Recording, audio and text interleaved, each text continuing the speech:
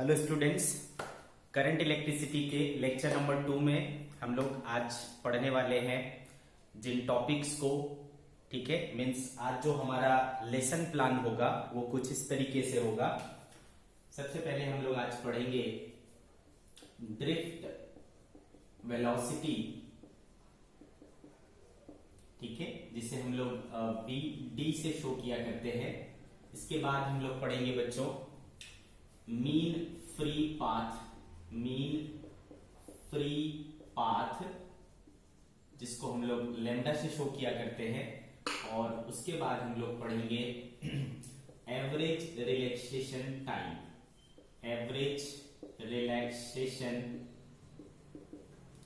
Time, इसको हम लोग टाउ से शो किया करते हैं। इसके बाद हम लोग पढ़ेंगे एक्सप्रेशन फॉर ड्रिफ्ट वेलोसिटी, ठीक है। ड्रिफ्ट वेलोसिटी का एक्सप्रेशन फाइंड आउट करेंगे। इसके बाद हम लोग पढ़ेंगे मोबिलिटी, और उसके इसके पहले हम लोग ठीक है, मोबिलिटी, और उसके बाद पढ़ेंगे relation between current and drift velocity. ये टॉपिक्स आज हम लोग पढ़ने वाले, ठीक है बच्चों। तो आज की लेक्चर में हम लोग इन टॉपिक्स को कवर करने वाले हैं। पहला ड्रिफ्ट वेलोसिटी, जिसे हम लोग वीडी से शो किया करते हैं। दूसरा मीन फ्री पाथ, जिसे हम लोग लैम्डा से शो किया करते हैं। तीसरा एवरेज रिलैक्सेशन टाइम, जिसे हम टाउ से शो किया करते हैं। फिर हम निकालेंगे ड्रिफ्ट वेलोसिटी का एक्सप्रेशन, ठीक है, फॉर्मूला। उसके बाद हम लोग पढ़ेंगे मोबिलिटी, जिसे हम लोग म्यू से शो किया करते हैं, ठीक है। उसके बाद पढ़ने वाले हैं relation between current and drift velocity, current जो कि हमने लास्ट लेक्चर में सीखा है, ठीक है। ओके बच्चों, करंट के बारे में थोड़ा सा हम लोग रिवाइज कर लें, ठीक है। कल के लेक्चर में हमने सीखा है कि करंट क्या होता है, rate of flow of charge, I is equals to Q upon T, ठीक है। ये करंट हमने पढ़ा था, rate of flow of charge या current flowing per unit time, जिसे हम लोग क्या कहते हैं बच्चों, करंट कहते हैं। अंडरस्टूड। तो ये चीज हम लोग लास्ट लेक्चर में सीखे थे। एवरेज करंट निकालना हो तो आप क्या करें, del Q by del T करें। आपको इंस्टेंटेनियस करंट चाहिए, आप क्या करें, D Q by D T करें। आपको चार्ज चाहिए तो डी क्यू बराबर क्या हो जाएगा, I D T. Total charge चाहिए, इंटीग्रेट करें, ठीक है। तो ये कुछ फॉर्मूले जो हमने लास्ट के लेक्चर में सीखे थे, ठीक है, उसको आगे बढ़ाते हैं आज। चलो स्टार्ट करते हैं।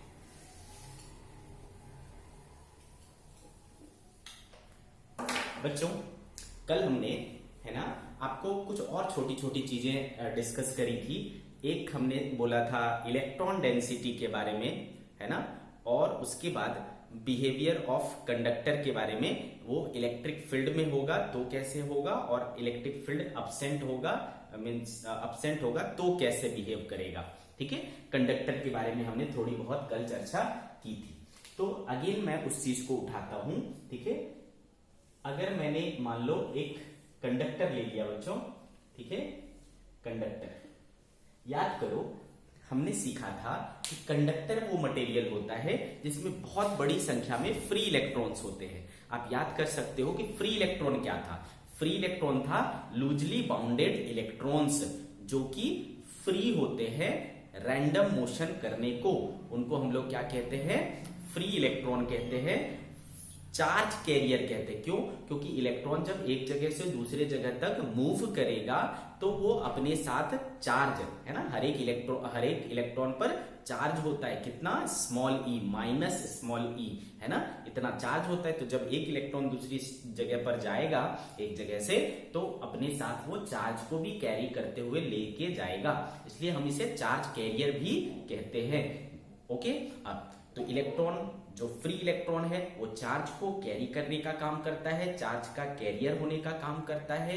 और जब चार्ज एक प्लेस से दूसरे प्लेस तक कैरी होता है, चार्ज जब एक प्लेस से दूसरे प्लेस तक फ्लो करता है, इसी को तो हम लोग करंट कहते हैं। तो करंट को कंडक्ट कराने के लिए रिस्पॉन्सिबल है ये इलेक्ट्रॉन्स, तो इसलिए हम इसे कंडक्शन इलेक्ट्रॉन्स भी बोल सकते हैं। तो फ्री इलेक्ट्रॉन या कंडक्शन इलेक्ट्रॉन की प्रेजेंस है ना, उपस्थिति ही कंडक्टर, किसी मटेरियल को कंडक्टर बनाता है।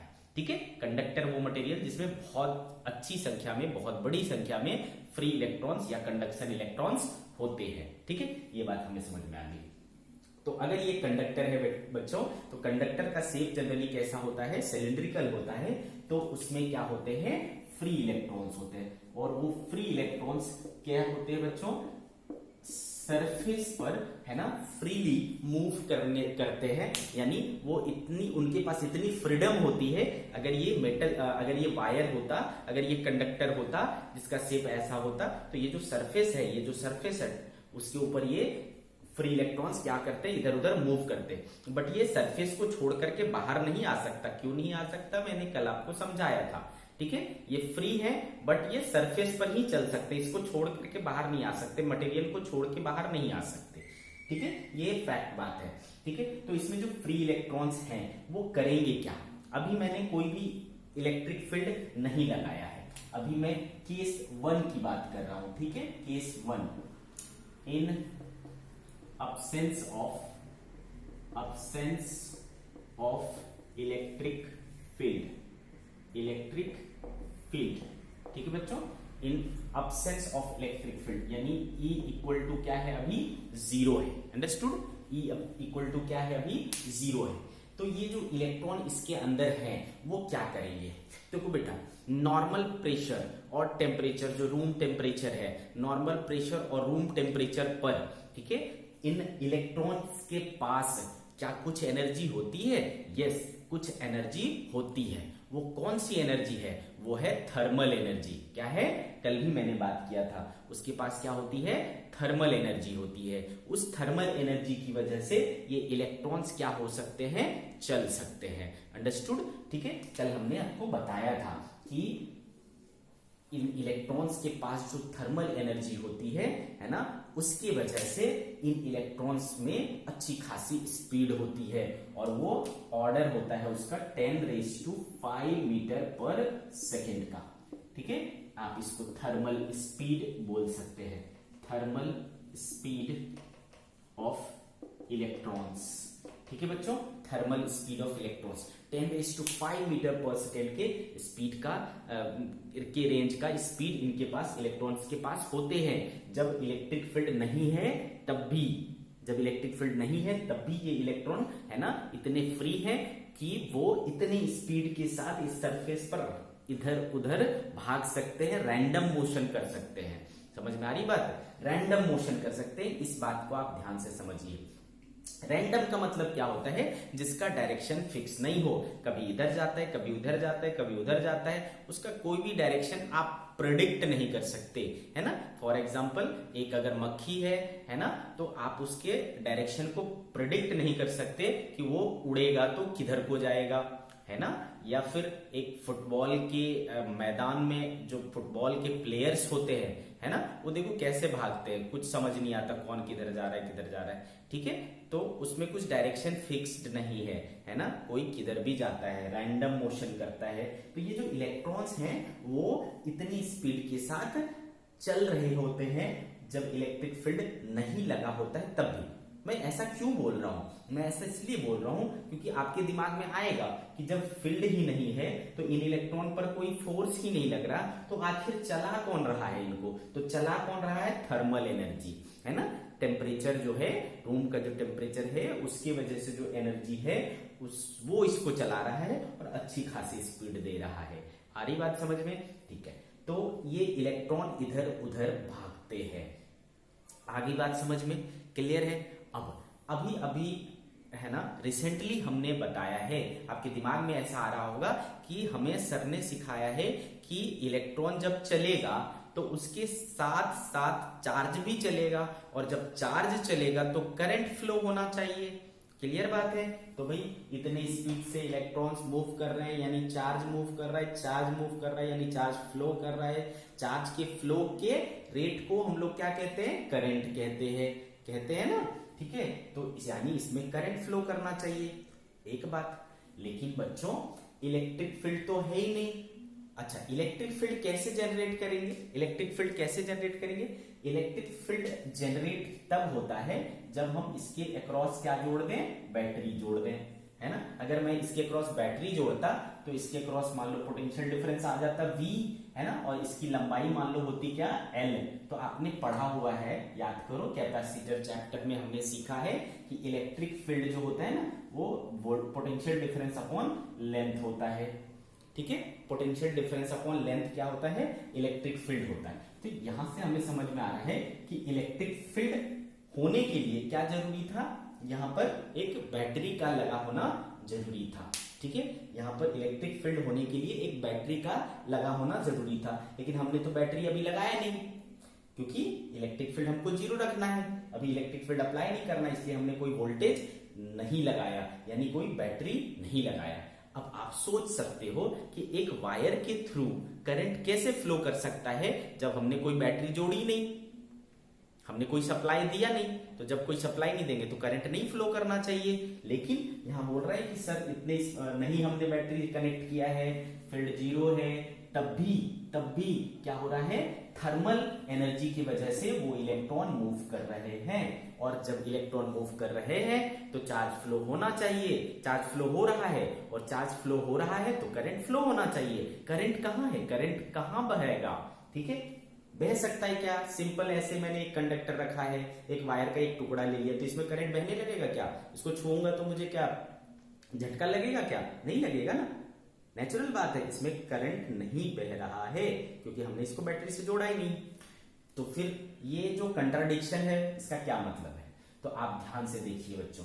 क्या होता है जब हमने कोई इलेक्ट्रिक फील्ड नहीं लगाया है, उस टाइम जब ये इलेक्ट्रॉन्स मूव करता है, ठीक है, तो आपको जैसा कि पता है ना, कि एक जो कंडक्टर होता है वो इलेक्ट्रिकली क्या होता है, न्यूट्रल होता है। आ रही बात समझ में, इलेक्ट्रिकली न्यूट्रल होता है। इसका मतलब है कि ये इलेक्ट्रॉन्स जो हैं वो क्या अकेले हैं? नहीं, इन इलेक्ट्रॉन्स के अलावा उसमें और भी अदर इलेक्ट्रॉन्स भी हैं। ये इलेक्ट्रॉन्स स्पेशल हैं। क्या स्पेशल है इसमें? ये फ्री इलेक्ट्रॉन्स हैं, ये लूजली बाउंडेड इलेक्ट्रॉन्स हैं। लेकिन एक न्यूक्लियस के चारों तरफ क्या सिर्फ आउटर मोस्ट ऑर्बिट होता है क्या? और भी तो ऑर्बिट होते हैं ना, तो उनके जो इलेक्ट्रॉन होंगे वो तो नहीं है लूजली बाउंडेड। नहीं समझ में आ रहा है क्या मैं बोल रहा हूं? अगर ये न्यूक्लियस है बच्चों, तो ये मान लो फर्स्ट ऑर्बिट हो गया, ये सेकेंड ऑर्बिट हो गया, थर्ड ऑर्बिट हो गया, इस तरीके से आउटर मोस्ट ऑर्बिट होगा, ठीक है। तो जो इधर के इलेक्ट्रॉन है वो आउटर मोस्ट है, तो ये लूजली बाउंडेड है। लेकिन यहाँ पे जो कुछ इलेक्ट्रॉन्स होंगे, यहाँ पे जो कुछ इलेक्ट्रॉन्स होंगे, यहाँ पे जो कुछ इलेक्ट्रॉन्स होंगे, वो तो फ्री नहीं है, वो तो फिक्स्ड इलेक्ट्रॉन्स हैं। प्लस इसमें जो पॉजिटिव चार्जेस हैं वो भी क्या है, फिक्स होते हैं। समझो ध्यान से बात को, ठीक है। तो जो फ्री इलेक्ट्रॉन्स हैं उसके अलावा, है ना, उस मटेरियल में कुछ फिक्स्ड इलेक्ट्रॉन्स हैं, कुछ पॉजिटिव चार्जेस हैं। समझ में आ रहा है? तो ध्यान से समझो चीजों को, एकदम बिल्कुल हड़बड़ाना नहीं है, आराम से समझना है। क्लियर है? मैं अभी कब के केस की बात कर रहा हूं, जब हमने किसी बैटरी को कनेक्ट नहीं किया है, कोई भी एक्सटर्नल सोर्स नहीं लगाया है, तब भी मैं बोल रहा हूं कि ये इलेक्ट्रॉन एक जगह से दूसरे जगह तक जा सकता है, उसके पास इतनी स्पीड है, ठीक है। आप ध्यान से समझिए बात को। लेकिन जब ये इलेक्ट्रॉन एक जगह से दूसरे जगह तक जाता है ना, इलेक्ट्रॉन जब चलता है तो उसके रास्ते में बहुत कुछ मिलता है। क्या मिलता है? ऐसे इलेक्ट्रॉन्स जो फ्री नहीं है, यानी फिक्स्ड इलेक्ट्रॉन्स और पॉजिटिव चार्जेस, है ना, पॉजिटिव आयंस, ये सारी चीजें उनके रास्ते में मिलता है। वो नहीं चल रहा है, ये चल रहा है। तो अब अगर आप अपने आप को समझो, है ना, कि आपके कोई ग्राउंड है ना, कोई ग्राउंड है या कोई एक भीड़ भाड़ वाला एरिया है, इसमें बहुत सारे लोग खड़े हैं या बहुत सारे पिलर्स बने हुए हैं, ऐसा समझो। इस तरीके से बहुत सारे पिलर्स बने हुए हैं,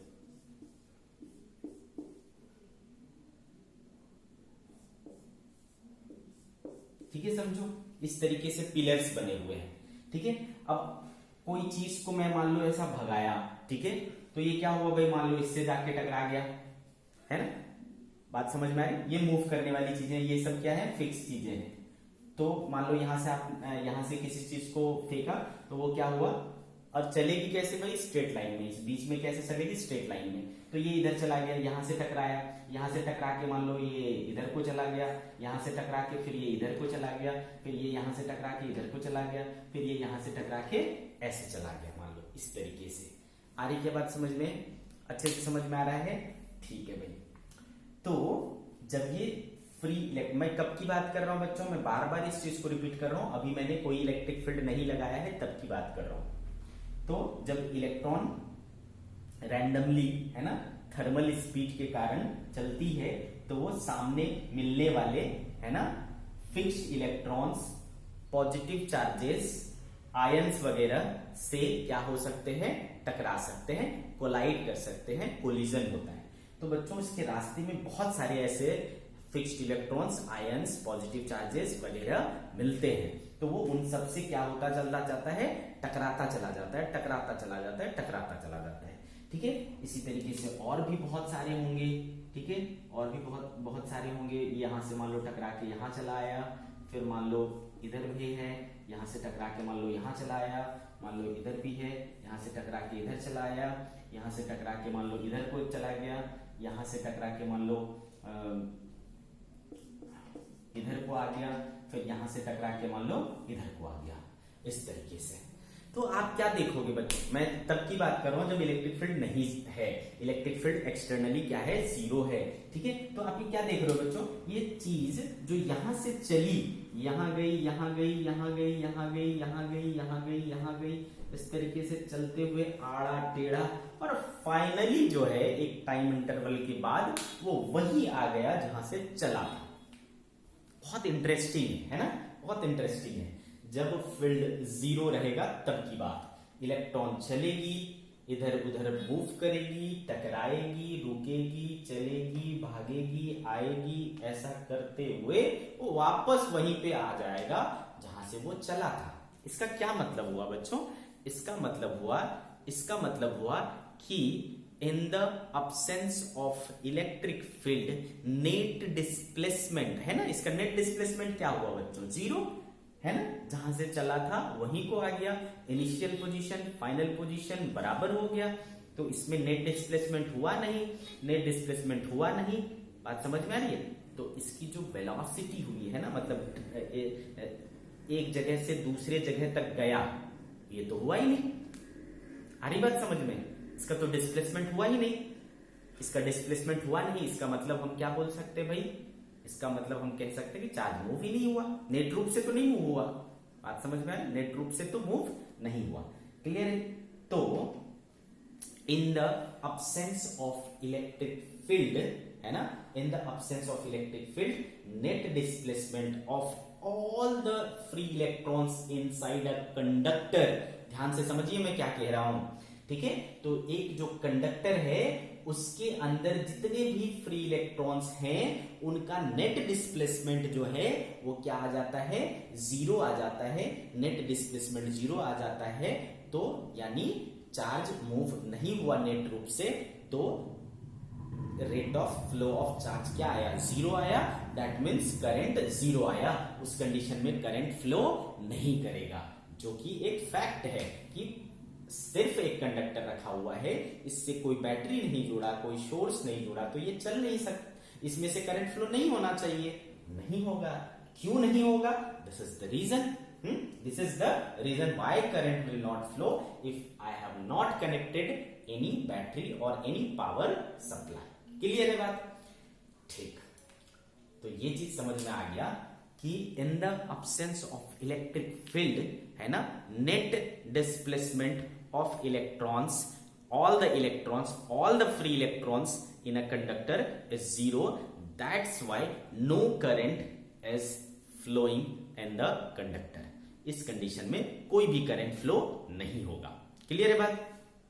अब आप समझिए कि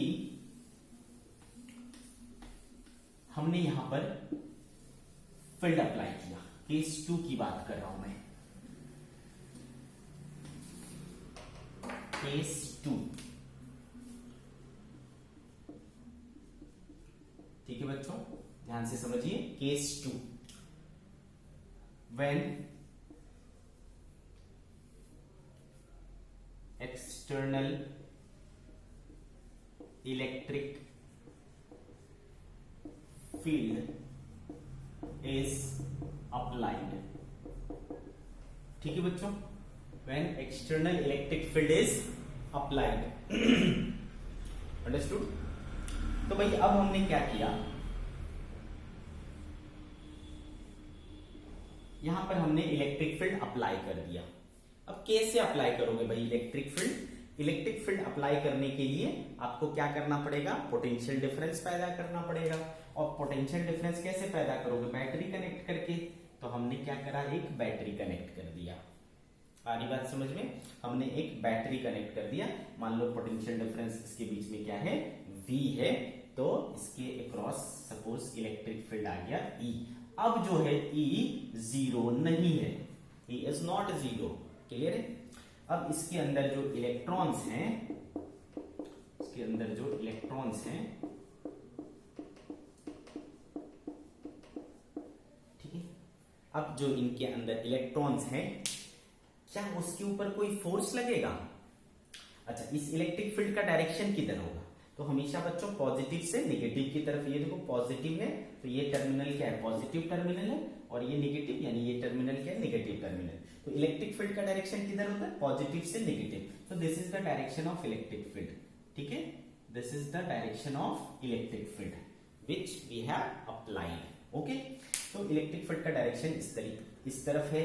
अब ये इलेक्ट्रॉन्स है। क्या हमने सीखा है बच्चों कि अगर किसी इलेक्ट्रिक फील्ड में इलेक्ट्रॉन है तो उसके ऊपर क्या फोर्स लगेगा? फोर्स लगेगा क्या? जरूर लगेगा। ठीक है, तो फोर्स लगेगा इनके ऊपर बच्चों, है ना। अब इलेक्ट्रिक फील्ड में जब एक नेगेटिव चार्ज रहता है तो उसके ऊपर फोर्स अपोजिट डायरेक्शन में लगता है, opposite to the electric field. The direction of electric field we have taken here in this direction. So, है ना, फोर्स जो ये इलेक्ट्रॉन एक्सपीरियंस करेंगे वो किधर करेंगे, अपोजिट डायरेक्शन में। तो इन इलेक्ट्रॉन्स पर क्या होगा, अपोजिट डायरेक्शन में फोर्स लगने लगेंगे। क्लियर है? ये इलेक्ट्रॉन्स के ऊपर अपोजिट डायरेक्शन में फोर्स लगेगा। ठीक है भाई, फोर्स लगेगा तो अब क्या होगा, अब ये इस तरफ फोर्स लगेगा जब, तो मान लो मैं क्या करता हूं, यहां से यहां पर कोई इलेक्ट्रॉन था सपोज स्टार्टिंग में, इनिशियली एक इलेक्ट्रॉन इधर था और इसके ऊपर क्या हुआ बच्चों, फोर्स लगा। ठीक है, तो फोर्स लगा तो ये क्या करेगा, फोर्स लगा तो ये क्या होगा इसके ऊपर, है ना। आपको पता है बच्चों, क्योंकि फोर्स बराबर क्या होता है, मास इनटू एक्सेलरेशन होता है। तो एक्सेलरेशन बराबर क्या होगा, फोर्स अपॉन मास। तो जितना भी फोर्स लगेगा अपॉन मास करेंगे तो उसका एक्सेलरेशन होगा। तो ये इलेक्ट्रॉन क्या हो जाएगा बच्चों, एक्सेलरेट हो जाएगा। अब जब ये इलेक्ट्रॉन एक्सेलरेट होगा तो ये भागेगा, है ना। भागते हुए क्या होगा, पहले क्या होता था, आप बोलोगे सर पहले भी भाग रहा था, तो पहले लेकिन क्या हो रहा था, कांस्टेंट वेलोसिटी से भाग रहा था, 10⁵ मीटर पर सेकेंड के आसपास का। ठीक है, इस रेंज का ये कांस्टेंट स्पीड से भाग रहा था। लेकिन अब क्या होगा, अब एक्सेलरेशन होगा, अब एक्सेलरेशन के साथ भागेगा। फर्क समझ में आ रहा है? जब इलेक्ट्रिक फील्ड नहीं था तो वो कांस्टेंट स्पीड से भागता था। अब क्या हुआ, इलेक्ट्रॉन जो है एक्सेलरेट होगा। ठीक है भाई, इलेक्ट्रॉन एक्सेलरेट हुआ, इलेक्ट्रॉन एक्सेलरेट होकर के ये क्या होगा, इस तरफ भागेगा। ठीक है, अब जब ये इस तरफ भागेगा तो क्या होगा, रास्ते में ये किसी से टकरा जाएगा। आ रही बात समझ में? ये इस किसी फिक्स्ड इलेक्ट्रॉन से या किसी पॉजिटिव चार्ज से टकरा जाएगा। अब ये जब किसी फिक्स्ड इससे टकराएगा बच्चों, ठीक है, तो टकराने के बाद क्या हो जाएगा, वापस वो टकराने के बाद क्या हो जाएगा, वापस उसकी, अब आप भागोगे तो क्या होगा, आपकी स्पीड घट जाएगी, या हो सकता है कि आप रुक जाओ, ये भी हो सकता है, गिरोगे तो रुक भी सकते हो। तो ये दो पॉसिबिलिटी है। तो ये इलेक्ट्रॉन के ऊपर फोर्स लगा, एक्सेलरेट हुआ, स्पीड बढ़ी, टकरा गई, टकराने के बाद फिर से उसकी क्या हो जाएगी, मान के चलो कि स्पीड 0 हो गई, फिर से फोर्स तो कंटिन्यूअस लग रहा है, तो फिर से फोर्स लगेगा, फिर एक्सेलरेट होगा। टकराने के बाद मान लो ये इस तरीके से इससे टकरा गई, फिर मान लो इधर किसी से टकरा गई, है ना, फिर मान लो इधर से टकरा करके सपोज, है ना, ये ऐसा टकरा के इधर चला गया, है ना, इस तरीके से ये कुछ आड़ा टेढ़ा चलता हुआ, इस तरीके से चलता हुआ, इस तरीके से कुछ भी डायरेक्शन होते हुए सपोज यहां तक पहुंच गया एक समय बाद। तो चला कहां से था बच्चों, यहां से चला, यहां तक आ गया। क्लियर है? बात समझिए ध्यान से आप। चला कहां से था, यहां से था, और आ कहां गया, यहां। तो ये आपका इनिशियल पोजीशन हुआ, ये फाइनल पोजीशन हुआ। अब हमें दिख रहा है कि एक नेट डिस्प्लेसमेंट इसमें हुआ। नेट डिस्प्लेसमेंट क्या होता है बच्चों, डिस्प्लेसमेंट क्या होता है ना, straight line distance from initial position to final position. ठीक है, तो अब क्या हुआ, इलेक्ट्रॉन वाकई थोड़ा आगे बढ़ा, अब डिस्प्लेसमेंट दिख रहा है। एक सर्टेन टाइम इंटरवल बाद हम देखेंगे तो उसमें डिस्प्लेसमेंट हुआ। बात समझ में आ रही? तो क्या फर्क हुआ भाई, जब इलेक्ट्रिक फील्ड अप्लाइड नहीं था उस समय नेट डिस्प्लेसमेंट एक टाइम इंटरवल के बाद क्या होता था, जीरो होता था। बट अब क्या है, अब नेट डिस्प्लेसमेंट आ रहा है, अब नेट डिस्प्लेसमेंट जीरो नहीं है किसी टाइम इंटरवल में। लेकिन स्टिल पहले भी इलेक्ट्रॉन के चलने का रास्ता कैसा था, टेढ़ा मेढ़ा यानी जिगजैग, और अभी भी रास्ता कैसा है, टेढ़ा मेढ़ा यानी जिगजैग। लेकिन पहले घूम फिर करके वो वापस उसी जगह आ जाता था, लेकिन अब क्या होगा, कुछ ना कुछ आगे बढ़ेगा। और किधर आगे बढ़ेगा, किधर आगे बढ़ेगा, अप्लाइड इलेक्ट्रिक फील्ड के अपोजिट में। क्यों? क्योंकि ये नेगेटिव चार्ज है ना, क्योंकि ये क्या है, नेगेटिव चार्ज है। तो इलेक्ट्रिक फील्ड के अपोजिट डायरेक्शन में कुछ ना कुछ ड्रिफ्ट, ये एक जगह से दूसरी जगह तक जाना क्या कहते हैं, ड्रिफ्ट कहते हैं। आगे बात समझ में आपको? ठीक है, एक जगह से दूसरी जगह तक जाना क्या कहते हैं, ड्रिफ्ट कहते हैं। भाई बहुत अच्छी बात है, ये तो हमको समझ में आ गया कि अब ये नेट डिस्प्लेसमेंट कर रहा है, जिसको हम ड्रिफ्ट कह रहे हैं। क्लियर है? ओके। अब चूंकि हमको पता है बच्चों, क्या पता है कि डिस्प्लेसमेंट, अब कुछ टाइम इंटरवल लगा होगा ना, टाइम तो लगा होगा कुछ यहां से यहां जाने में। ठीक है, तो डिस्प्लेसमेंट अपॉन टाइम आपको क्या देता है, वेलोसिटी देता है। ठीक है, डिस्प्लेसमेंट अपॉन टाइम आपको क्या देता है, वेलोसिटी देता है। तो इसने डिस्प्लेसमेंट किया और कुछ टाइम लिया, तो वो डिस्प्लेसमेंट अपॉन टाइम करेंगे तो हमें एक वेलोसिटी मिलेगा। That velocity we call drift velocity. Clear है? उस वेलोसिटी को हम लोग क्या कहते हैं, ड्रिफ्ट वेलोसिटी कहते हैं। अच्छे से समझिए बात को। मैं फिर से एक बात बोल रहा हूं, आप ध्यान से सुनिए। मैंने आपको बोला कि मान लो एक इलेक्ट्रॉन यहां से चलना शुरू हुआ और यहां पर एक क्या मिला, हर्डल मिला। ठीक है, एक इलेक्ट्रॉन यहां से चलना शुरू हुआ और यहां पर एक हर्डल मिला। तो क्या होता है, पहले ये इलेक्ट्रॉन क्या होता है, जनरली रेस्ट वैसा रेस्ट नहीं बोल रहा हूं मैं, क्योंकि आप बोलोगे सर अभी तो आपने बोला थर्मल एनर्जी के कारण वो ऑलरेडी चल रहा था।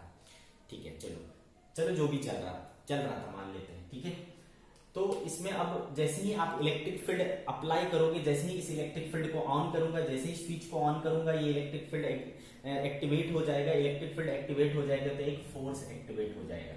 फोर्स एक्टिवेट हो जाएगा तो इस पर एक्सेलरेशन एक्टिवेट हो जाएगा, एक्सेलरेशन लगने लगेगा। एक्सेलरेट होने लगेगा तो यानी स्पीड बढ़ने लगेगा। तो भाई यहाँ पर मिनिमम स्पीड था, एक इनिशियल स्पीड था, फिर वो एक्सेलरेट होते होते होते है ना बढ़ते हुए जाएगा और फिर इससे टकरा जाएगा। क्लियर? जब ये इससे टकराएगा तो टकराने के बाद स्पीड क्या हो जाएगी, फिर से वापस कम हो जाएगी। तो आप क्या देख रहे हो कि स्पीड हर समय एक जैसा नहीं रह रहा है, स्पीड हर समय बदल रहा है। कम, बढ़, ज्यादा, फिर कम, फिर ज्यादा, फिर बढ़ा, फिर जाके टकरा गया, फिर कम हो गया, फिर भागा, फिर किसी से टकरा गया, फिर कम हो गया, फिर भागा, फिर किसी से टकरा गया, फिर इस तरीके से हो रहा है। ठीक है, तो ये स्पीड क्या हो रहा है, हर जगह वेरी कर रहा है, स्पीड हर समय बदल रहा है।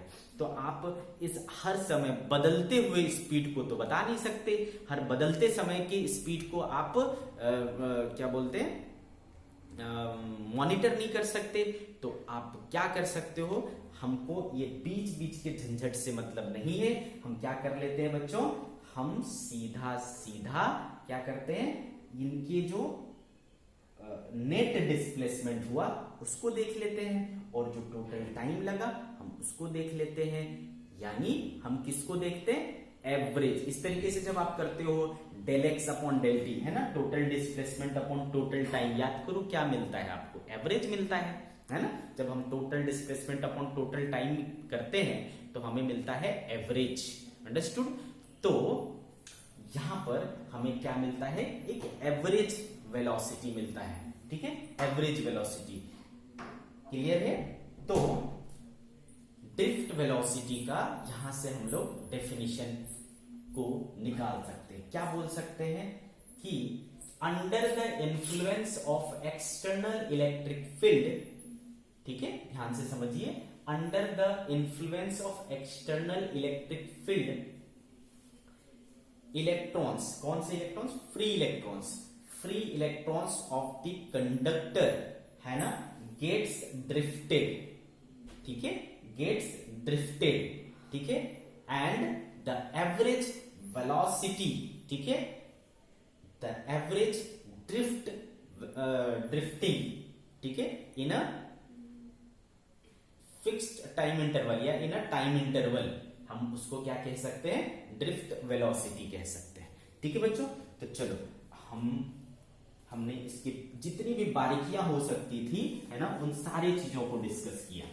चलो तो हम इसके डेफिनेशन को सही से लिखते हैं।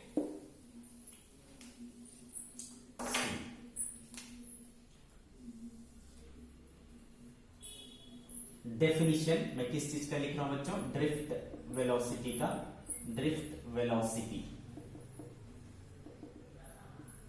The average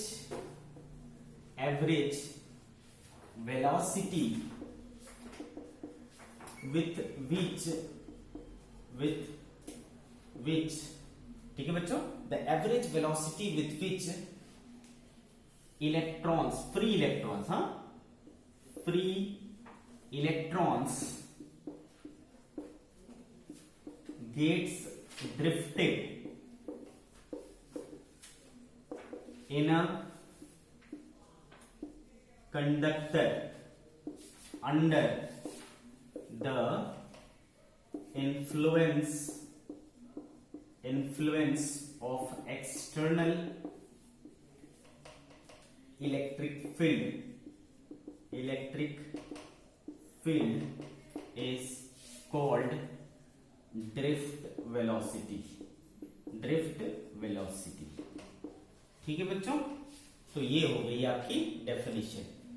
The average velocity with which the free electrons gets drifted in a conductor under the influence of external electric field is called drift velocity। हम इसको शो किया करेंगे, डिनोट किया करेंगे V सबस्क्रिप्ट D से। It is denoted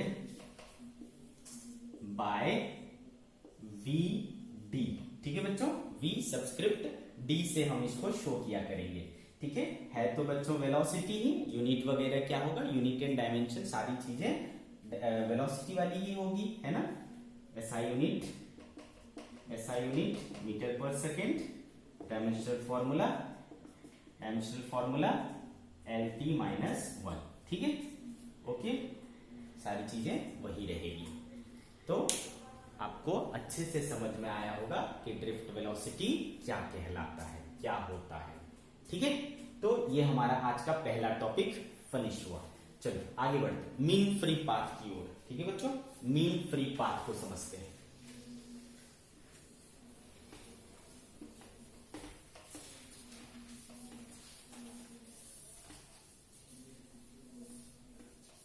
समझिए चीजों को। मीन फ्री पाथ, इसको हम लोग लैम्डा से शो किया करते हैं। मीन फ्री पाथ, देखो बच्चों, अभी आपने देखा कि जब हम इलेक्ट्रिक फील्ड अप्लाई कर देते हैं, है ना, तो इलेक्ट्रॉन क्या होता है? ड्रिफ्ट करना चालू करता है, चलता है, भागता है, टकराता है, रुक जाता है, फिर एक्सेलरेट होता है, भागता है और फिर किसी और से टकरा जाता है। तो ये जो चलने का प्रोसेस है वो कैसा है? रुकना, भागना, टकराना, ठीक है, रुक जाना, फिर भागना, टकराना, रुकना, इस तरीके से चल रहा है। समझ आ रहा है आपको बात? तो मान लो यहां से चला, ठीक है, इससे टकराया, फिर यहां से चला, इससे टकराया, फिर यहां से चला, इससे टकराया, फिर यहां से चला, इससे टकराया, इधर चला, इससे टकराया, ऐसा ऐसा ऐसा इस तरीके से चल रहा है मान लो। तो कहां से चला? यहां से चला, कहां को गया? यहां को गया, ठीक है। तो डिस्प्लेसमेंट तो हुआ सर, बात समझ में आ रही है? तो डिस्प्लेसमेंट तो हुआ। तो अगर मैं ओवरऑल देखूं, ओवरऑल इसके पाथ को ऑब्जर्व करूं, तो ये समझ ही नहीं आता कि ये कौन सी चाल है ना? समझ ही नहीं आ रही है, क्या आड़ा टेढ़ा चल रहा है। इतनी बात समझ में आ रही। तो हम कह रहे हैं कि इसका जो ओवरऑल चलने का तरीका है वो कैसा है? जिगजैग है। जिगजैग मतलब कुछ भी, है ना? समझ गए क्या? लेकिन अगर मैं यहां पे क्या हुआ था बच्चों, यहां से चला था और यहां से टकराया था, फिर यहां से चला, इससे टकराया, तो यहां और यहां क्या हुआ? टक्कर, कोलिजन, ठीक है। फिर यहां और यहां क्या हुआ? कोलिजन। फिर यहां क्या हुआ? कोलिजन। तो ये कोलिजन हो रहा है, बार बार कोलिजन हो रहा है। तो बच्चों एक कोलिजन से दूसरे कोलिजन के बीच में, एक कोलिजन से दूसरे कोलिजन के बीच में अगर आपसे पूछा जाए कि इसकी चाल कैसी है, तब तो आसान है, तब तो दिख रहा है सर एक कोलिजन से दूसरे कोलिजन में तो ये स्ट्रेट लाइन है। आ रही बात समझ में? एक कोलिजन से दूसरे कोलिजन के बीच में ये स्ट्रेट लाइन है। भले ओवरऑल क्या है? जिगजैग है, बट एक कोलिजन से दूसरे कोलिजन के बीच में क्या है? क्या है? स्ट्रेट लाइन है। अंडरस्टूड? तो मीन फ्री का पाथ क्या होता है? अब भाई इनके और इनके बीच में जो दूरी थी वो कुछ और हो सकता है, सपोज D1 है ना, यहां से यहां तक कितना दूर चला होगा, suppose D2, suppose D3, suppose D4, suppose D5 and so on, ठीक है, इस तरीके से। क्लियर? अब अगर मैं इन सभी डिस्टेंसेस का, कौन से डिस्टेंसेस? दो कोलिजन के बीच के डिस्टेंसेस का क्या कर लूं? एवरेज निकाल लूं। ध्यान से समझिए, मीन निकाल लूं, एवरेज निकाल लूं, मीन निकाल लूं दो कंसिक्यूटिव कोलिजन्स के बीच में, ठीक है। तो उसी को हम लोग क्या कहते हैं? Mean free path. क्यों नाम पड़ा ऐसा समझिए, मीन फ्री पाथ, क्योंकि बार बार इसको क्या होना पड़ रहा है? टकराना पड़ रहा है। तो इस टक्कर से इस टक्कर के बीच में ये क्या है? कोलिजन से फ्री है, इसलिए ये पाथ क्या है? मीन फ्री पाथ है। यहां से यहां तक का पाथ क्या है? फ्री है। फिर इसको टकराना पड़ेगा। फिर यहां से यहां तक का पाथ क्या है? कोलिजन फ्री है। फिर यहां टकराना पड़ेगा। फिर यहां से यहां तक का पाथ क्या है? कोलिजन फ्री है। यहां फिर टकराना पड़ेगा, इसलिए इसका नाम है फ्री पाथ। तो ऐसे सारे पाथ्स का हमने क्या निकाल लिया? मीन निकाल लिया, यानी एवरेज निकाल लिया, और हमने उसे कह दिया मीन फ्री पाथ। अंडरस्टूड? तो what is mean free path? The average, ठीक है, the average distance between two consecutive collisions, ठीक है, is called mean free path, ठीक है। तो चलो इसका भी डेफिनेशन लिख सकते हैं हम लोग अब।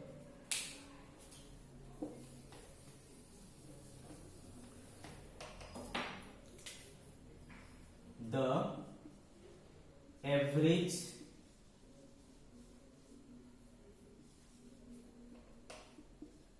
distance between two consecutive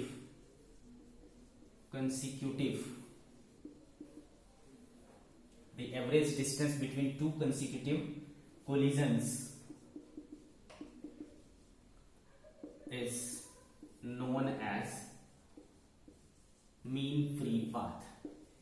mean free path, ठीक है बच्चों, mean free path. It is denoted by lambda, it is denoted by lambda, ठीक है। तो बच्चों डिस्टेंस ही, यूनिट क्या होगा? मीटर, एंड डायमेंशनल फॉर्मूला क्या होगा? एल, ठीक है। एसआई यूनिट मीटर और डायमेंशनल फॉर्मूला एल। ठीक है बच्चों, तो ये हो गई बात आपकी मीन फ्री पाथ की। अब बात करते हैं एवरेज रिलैक्सेशन टाइम की। ठीक है, एवरेज रिलैक्सेशन टाइम की अपना थर्ड टॉपिक आज का, एवरेज रिलैक्सेशन टाइम। ये भी अभी जो हमने डिस्कस किया उसी से रिलेटेड है। अगेन मैं बात कर रहा हूं बच्चों, एवरेज रिलैक्सेशन टाइम, इसको हम लोग टाउ से शो किया करते हैं। ठीक है, टाउ से। तो बच्चों अगेन देखो, मान लो यहां से एक इलेक्ट्रॉन चला, यहां आया, टकराया, फिर टकरा के मान लो इधर चला गया, फिर यहां से टकरा के इधर आ गया, फिर यहां टकराया, इधर टकराया, इधर टकराया, इधर टकराया, इधर टकराया, इधर टकराया, यहां आ गया, यहां पहुंच गया सपोज। ठीक है, इस तरीके से। तो बच्चों क्या हो रहा है, यहां से यहां के बीच है ना, दो कोलिजन हुआ, यहां कोलिजन हुआ, फिर यहां कोलिजन हुआ, फिर यहां कोलिजन हुआ, फिर यहां कोलिजन हुआ, फिर यहां और यहां कोलिजन हुआ। क्लियर है? तो दो कोलिजन के बीच में उसको है ना टक्कर से क्या मिलती है, राहत, है ना, रिलैक्स। इस दौरान वो रिलैक्स रहता है, बच जाता है टक्कर से। फिर यहां आके टकराना पड़ता है, फिर यहां से लेके यहां तक क्या है, उस टक्कर से राहत मिल जाती है, रिलैक्स हो जाता है। फिर यहां से यहां तक क्या होता है, उस टक्कर से रिलैक्स मिलता है। फिर यहां से यहां तक क्या होता है, उस टक्कर से रिलैक्स मिलता है। तो सपोज कि यहां से यहां पहुंचने में इसको T1 टाइम लगा होगा, सपोज यहां से यहां पहुंचने में T2 टाइम लगा होगा, T3, T4 and so on. ठीक है, तो दो कोलिजन्स के बीच का टाइम, दो कंसेक्यूटिव कोलिजन्स के बीच का टाइम अलग अलग अलग अलग होगा। अगर हम इन सभी टाइम का क्या कर लें, एवरेज ले लें, यानी मीन ले लें, तो that is known as average relaxation time. Clear? उसको हम लोग एवरेज रिलैक्सेशन टाइम कहते हैं। तो चलो यहां से हमें डेफिनेशन मिल जाता है, what is average relaxation time. Average relaxation time is the average of है ना time between two consecutive collisions. ठीक है, तो चलो इसका भी डेफिनेशन लिख लेते हैं। The average time between two consecutive collisions is known as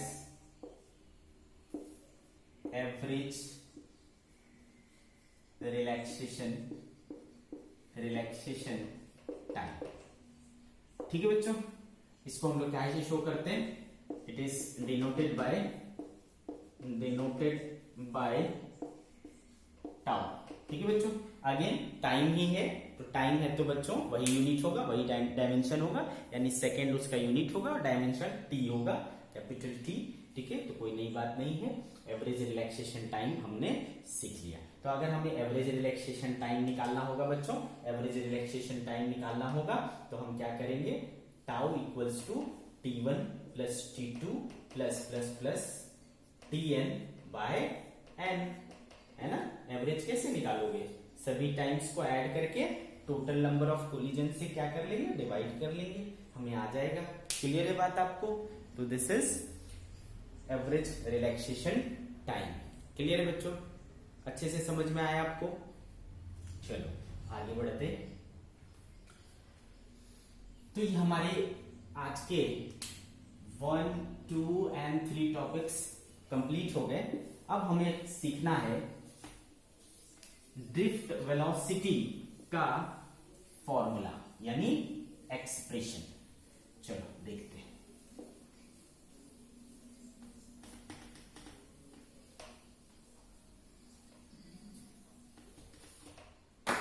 ठीक है बच्चों,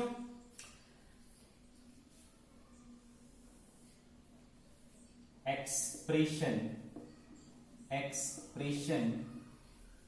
फॉर ड्रिफ्ट वेलोसिटी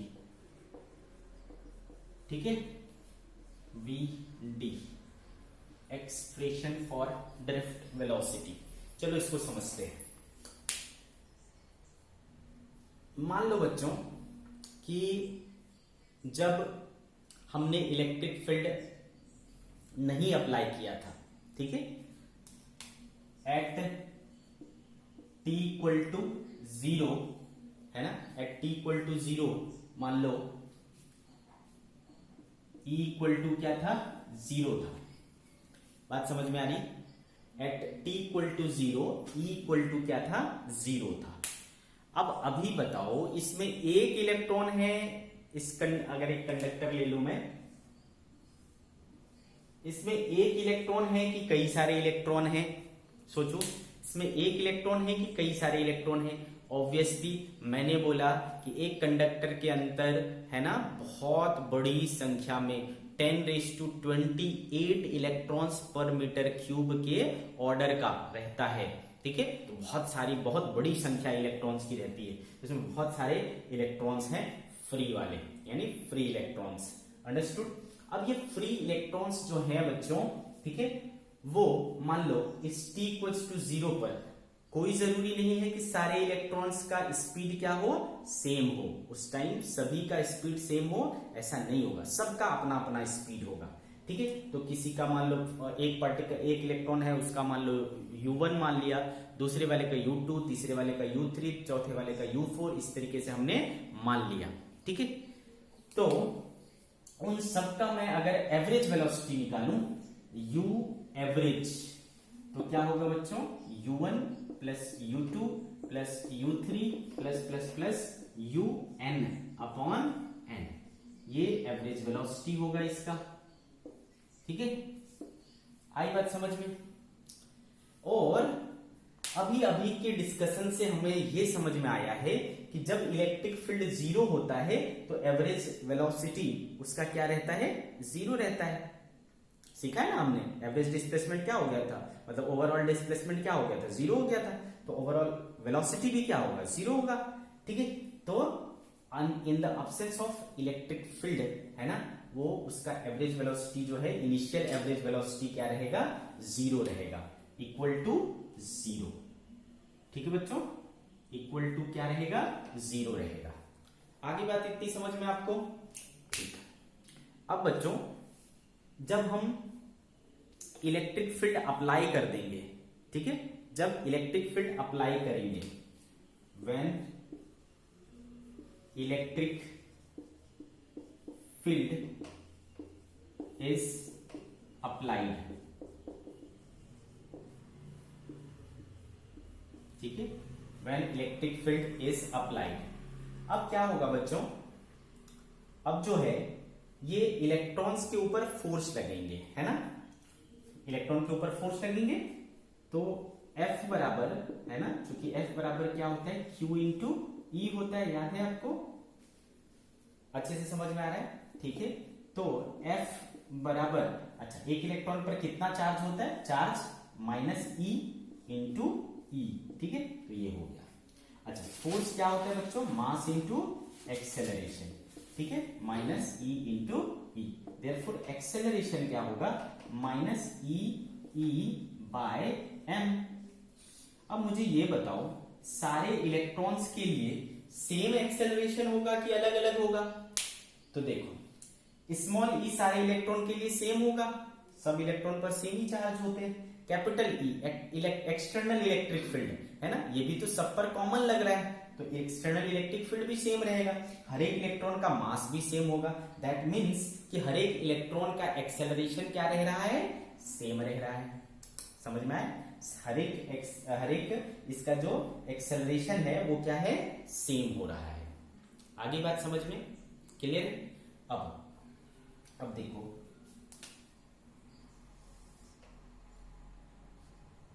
क्लियर है? अब मान लो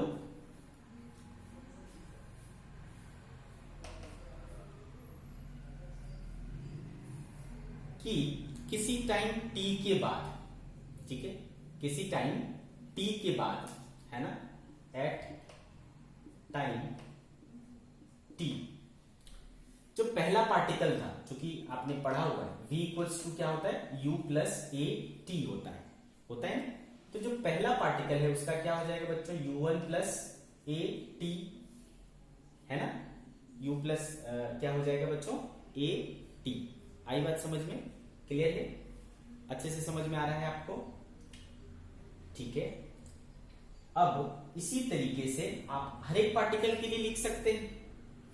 दूसरे पार्टिकल के लिए क्या लिख सकते हैं, u2 प्लस ए टी, तीसरे पार्टिकल के लिए u3 plus A T and so on, nth particle के लिए un प्लस ए टी, है ना, इस तरीके से आप लिख सकते हैं। अंडरस्टूड, ठीक है भाई। तो अभी जो हमने डेफिनेशन पढ़ा है किसका, ड्रिफ्ट वेलोसिटी का, क्या पढ़ा है, average velocity. What is drift velocity, average velocity है।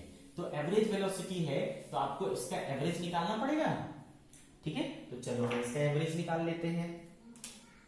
तो v एवरेज क्या हो जाएगा, v1 plus v2 plus plus plus vn by n, average ऐसे ही निकाला जाता है।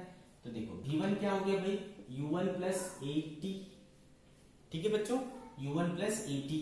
Similarly u2 plus A T and so on, ठीक है, इस तरीके से अपॉन क्या हो जाएगा बच्चों, n। अब देखो इसमें से u1 plus u2 plus plus plus un इकट्ठा कर लिया मैंने, प्लस a सबका कॉमन है, t हो जाएगा बच्चों अपॉन n, ठीक है, a t by n। Understood, clear है बच्चों। अब देखो u1 plus u2 plus un, इसको मैं सेपरेट कर सकता हूं, u1 plus u2 plus plus un by n plus a t by n, ठीक है, इस तरीके से मैं ले सकता हूं, क्लियर। v average, okay. अब हमें पता है, क्या पता है कि इनिशियली जो है एवरेज वेलोसिटी क्या था, 0 था। तो ये वाला जो पार्ट है बच्चों वो क्या हो जाएगा, 0। तो बचा क्या, v एवरेज, ये बचा a t बाय n। इसमें जो t बाय n है वो क्या है बच्चों, average relaxation time. This is average relaxation time, average relaxation time, जिसको हम लोग टाउ से डिनोट किया करते थे। तो ये कितना हो गया बच्चों, a टाउ। इसी एवरेज वेलोसिटी को हम लोग क्या कहते हैं, ड्रिफ्ट वेलोसिटी। इसी एवरेज वेलोसिटी को हम लोग क्या कहते हैं, ड्रिफ्ट वेलोसिटी। अंडरस्टूड। तो हमारा ड्रिफ्ट वेलोसिटी कितना हो गया, a into tau. Understood, a into tau. अच्छा देखो, तो a मेरे को कहां मिला हुआ है, a यहां से मिला हुआ है ना। हमने यहां पर a को ऑब्टेन किया, उस a को यहां पर क्या कर लेंगे, रिप्लेस कर लेंगे। चलो रिप्लेस करते हैं।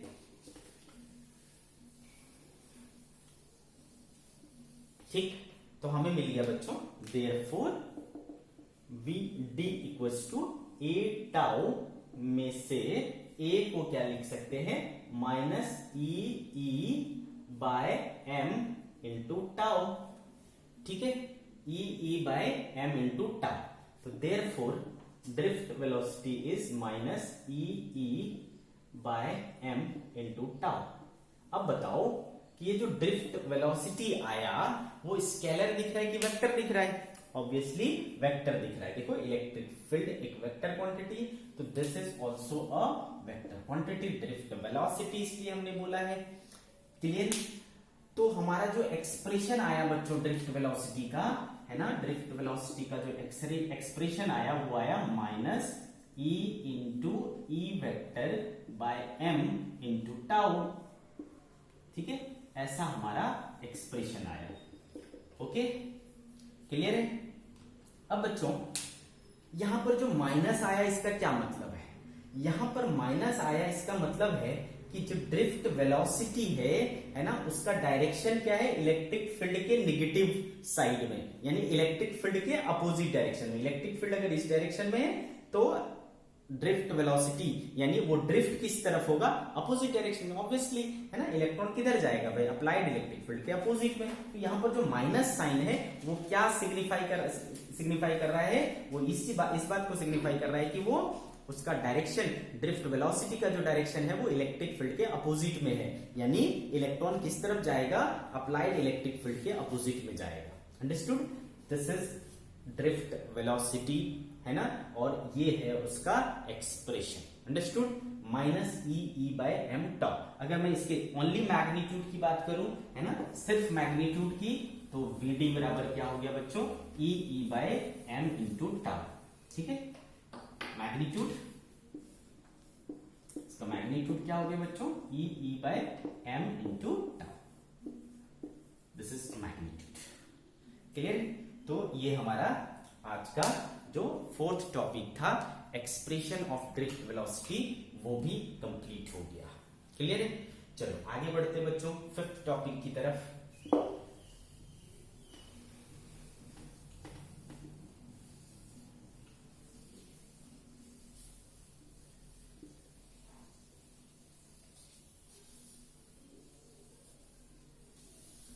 चलो अगला टॉपिक था बच्चों हमारा मोबिलिटी, है ना, मोबिलिटी। ठीक है, जिसको हमने किससे शो किया था, म्यू से। तो नेक्स्ट टॉपिक मोबिलिटी क्या होता है, आप ध्यान से समझिए। अब एक चीज तो हमको समझ में आ गया कि ड्रिफ्ट वेलोसिटी का जो एक्सप्रेशन आया है E by M into tau, magnitude wise बात कर रहा हूं, इसलिए मैंने माइनस नहीं लिया है, E by M into tau. ठीक है बच्चों, अगर इलेक्ट्रिक फील्ड नहीं होगा यानी जीरो होगा, तो उस समय ड्रिफ्ट वेलोसिटी क्या होगा, जीरो होगा। यहाँ पे जीरो पुट कर दो तो ये क्या आएगा, जीरो है। तो यानी, है ना, समझ में, हमने देखा भी, एक्सप्लेन भी किया पूरी चीजें कि जब बाहर से इलेक्ट्रिक फील्ड नहीं रहेगा तो ड्रिफ्टिंग क्या होगा, जीरो। ड्रिफ्टिंग जीरो होगा तो ड्रिफ्ट वेलोसिटी क्या होगा, जीरो होगा। ठीक है, तो इलेक्ट्रिक फील्ड के अब्सेंस में ड्रिफ्ट वेलोसिटी क्या होता है, जीरो होता है। इसका मतलब है कि ड्रिफ्ट होने के लिए इलेक्ट्रिक फील्ड का अप्लाई होना जरूरी है। आ रही क्या बात समझ में बच्चों, इलेक्ट्रिक फील्ड का होना जरूरी है ताकि वो ड्रिफ्ट करे। ठीक है, तो यहां पर हम लोग एक नया क्वांटिटी डिफाइन करते हैं और वो क्वांटिटी है मोबिलिटी, कहलाता है बच्चों drift velocity per unit electric field. ठीक है, म्यू बराबर क्या, drift velocity per unit electric field, इसे कहा जाता है मोबिलिटी। क्लियर है बच्चों, इसको कहा जाता है मोबिलिटी। तो हम इसको डिफाइन कर लेते हैं। ठीक है, magnitude of drift velocity per unit applied electric field is called mobility. ठीक है, तो म्यू बराबर हो गया बच्चों V D by E. So this is the expression for mobility. ठीक है बच्चों, ये इसकी जरूरत हमें सेमीकंडक्टर चैप्टर में भी पड़ेगा इस मोबिलिटी का। ठीक है, तो इसको आप अच्छे से मेमोराइज करें और अच्छे से इसको नोट कर लें। ठीक है, तो ये हो गया आपका पांचवा टॉपिक, मोबिलिटी हमने कर लिया। अब जो हमारा है आज का लास्ट टॉपिक, चलो देखते हैं क्या था बच्चों लास्ट टॉपिक अपना,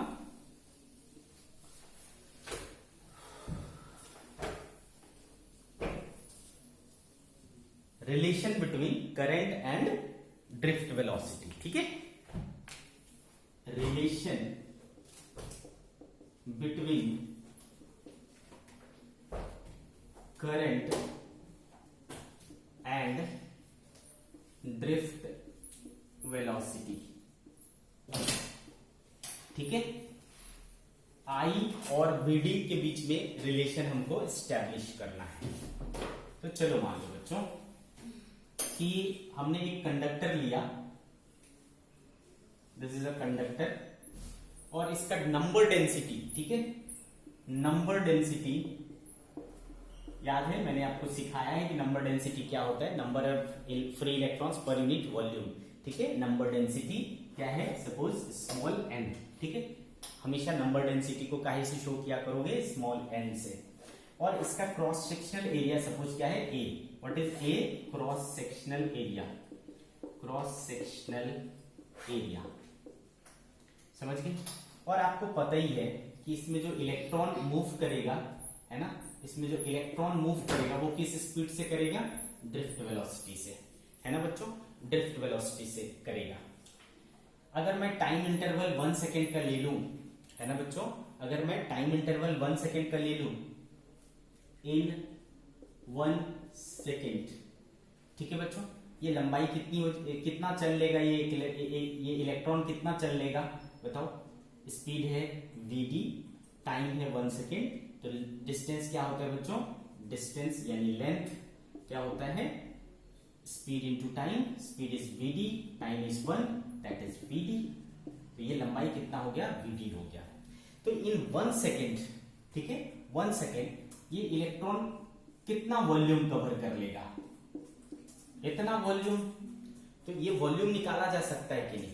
तो इन 1 सेकेंड, है ना, टाइम हमने पहले से 1 सेकेंड ले लिया है, ठीक है, तो हमारे पास वॉल्यूम निकल जाएगा। वॉल्यूम इक्वल्स टू क्या हो जाएगा बच्चों? ए इंटू वीडी, है ना, एरिया इंटू लंबाई होता है ना वॉल्यूम, तो लंबाई आपका क्या है? वीडी है, ठीक है, तो ए इंटू वीडी हो गया वॉल्यूम।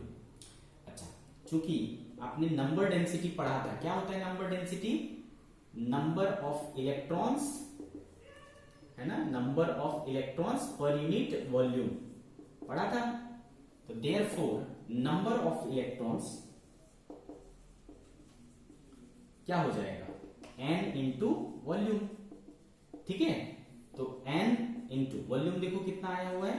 a into VD. तो ये आ गए नंबर ऑफ इलेक्ट्रॉन्स, ठीक है। अब बच्चों अगर आपको नंबर ऑफ इलेक्ट्रॉन्स मिल गया तो क्या आप चार्ज निकाल सकते हो? यस, चार्ज निकाल सकते हैं हम लोग। देयरफॉर चार्ज, है ना, चार्ज फ्लोइंग, सपोज Q बोल लू, कितना हो जाएगा बच्चों? इतने इलेक्ट्रॉन्स, और हर एक इलेक्ट्रॉन्स पर कितने चार्ज होते हैं? E। तो क्या हो गया बच्चों? N A V D, इतने नंबर ऑफ इलेक्ट्रॉन्स, और एक इलेक्ट्रॉन पर कितना? E। तो कितना हो गया? N E A V D, इतना चार्ज हुआ। अच्छा, ये चार्ज कितने समय में हुआ? पहले से हमने ले रखा है ना 1 सेकेंड। 1 सेकेंड लिया था तभी ना ये VD आया था, याद आ रहा है आपको? ये 1 सेकेंड लिया था इसलिए ये VD आया था, लेंथ, है ना, इसलिए हमने ये VD लिया था। तो टाइम हमारे पास ऑलरेडी क्या है? 1 सेकेंड है। तो Q, ये जो चार्ज है वो कितने समय में है? 1 सेकेंड में है, ठीक है। तो ये देखो चार्ज अपॉन टाइम हो गया, है ना, इधर भी हमने 1 कर लिया। तो ये चार्ज अपॉन टाइम को ही अपन करंट कहते हैं क्या बच्चों? है ना, Q अपॉन T, इसी को अपन क्या कहते हैं? करंट कहते हैं। T हमारे पास कितना है? 1 है, तो क्या आया देखो? NeAVT। This is the relation, this is the required relation between current and drift velocity. I equals to NeAVD। बहुत बहुत बहुत इंपॉर्टेंट रिलेशन है, बहुत इंपॉर्टेंट फॉर्मूला है। I इक्वल्स टू NeAVD, है ना, आपको हमेशा याद रहना चाहिए, ठीक है। और ये भी याद रहना चाहिए कि कौन सा टर्म क्या है। स्मॉल, आप साइड में लिख लें अच्छे से। स्मॉल n क्या है बच्चों? Number density. What is number density? Number of free electrons per unit volume. E क्या है? चार्ज है 1.6 इंटू 10⁻⁻19 कूलम। A क्या है? Area of cross section, this area is known as area of cross section, है ना। और drift speed तो आपको मालूम ही है, ड्रिफ्ट वेलोसिटी आपको मालूम ही है, ठीक है बच्चों। इसके ऊपर काफी न्यूमेरिकल्स होते हैं, तो आप अपने बुक से इसके ऊपर बेस्ड सारे प्रॉब्लम्स कर लीजिए, और जो भी डाउट होता है वो पूछिए, ठीक है।